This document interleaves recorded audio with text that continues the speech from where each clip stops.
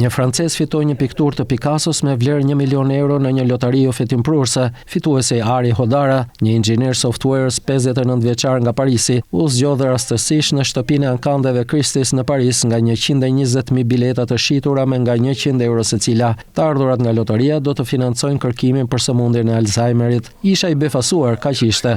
Kur të vë bas për këtë, nuk pret të fitosh, tha Hodara gjatë një telefonate me organizatorët me njëherë pas shortit. E lançuar në vitin 2013, lotaria një Picasso për 100 euro synon të mbështesë organizatat bamirëse duke u dhënë pjesëmarrësve një shans për të fituar një vepër origjinale nga artisti famshëm spanjoll, ndërsa ky ishte edicioni i tretë. Çmimi këtij viti ishte Tête de Femme, koka e një gruaje, një portret me guash në letër i pikturuar nga Pablo Picasso në vitin 1941, i realizuar në stilin e tij karakteristik. Kompozimi gri i bardhë dhe krem pasqyron atmosferën e zymë të epokës, ndërsa sugjeron gjithashtu shpresë. Për herë të parë në historinë e lotarisë, të gjitha 120.000 biletat u shitën. 1 milion euro nga shitjet do të shkojnë për rrjetin ndërkombëtar të galerive Opera Gallery, pronarin aktual të pikturës. Të ardhurat e mbetura për afërsisht 11 milion euro do t'i dhurohen Fundacionit Francez për kërkimin e Alzheimerit, një financues kryesor i kërkimit mbi sëmundjen neurodegenerative. Edicioni i parë i lotarisë në vitin 2013 mblodhi 4.8 milion euro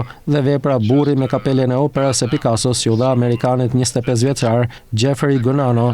Për edicionin e dytë në vitin 2020, një grua italiane fitoi pikturën e natyrës së qetë të Picassos, Natyrë mort, me një bilet që i kishte marrë si dhuratë krishtlindjesh nga djali i saj. Të ardhurat u dhuruan për projekte sanitare në shkolla dhe fshatra në Kamerun, Madagaskar dhe Marok.